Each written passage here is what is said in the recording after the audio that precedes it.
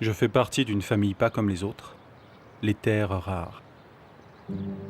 C'est grâce à nos super pouvoirs que les couleurs de vos écrans d'ordinateur sont aussi belles, que vos téléphones portables ont des écrans tactiles et que les éoliennes peuvent produire de l'électricité.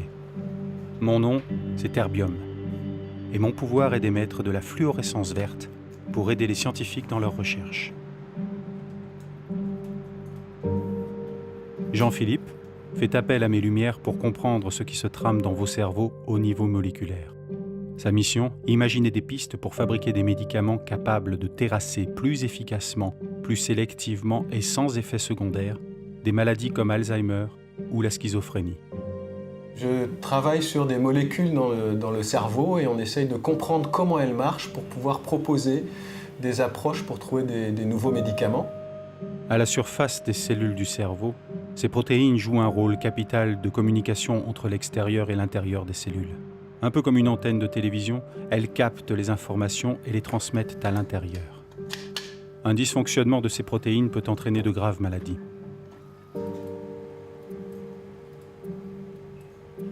Comprendre comment fonctionne une protéine, c'est comprendre comment elle bouge lorsqu'elle est activée. Or, le terbium est un élément intéressant pour faire des mesures de transfert d'énergie de fluorescence, qu'on appelle aussi fret.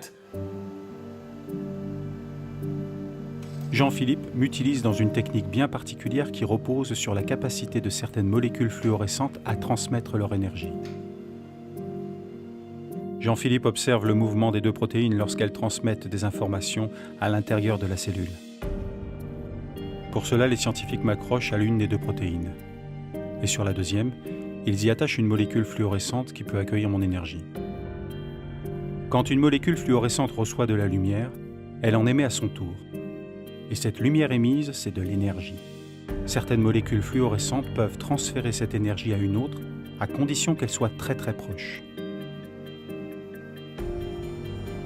Ils envoient de la lumière ultraviolette sur l'échantillon analysé et regardent les lumières émises avec leur super microscope.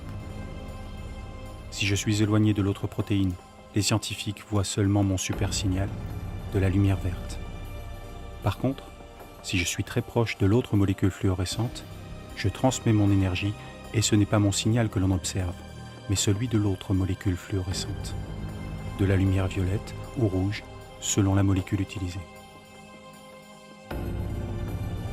En observant les lumières émises à différents moments, les scientifiques ont fait une extraordinaire découverte.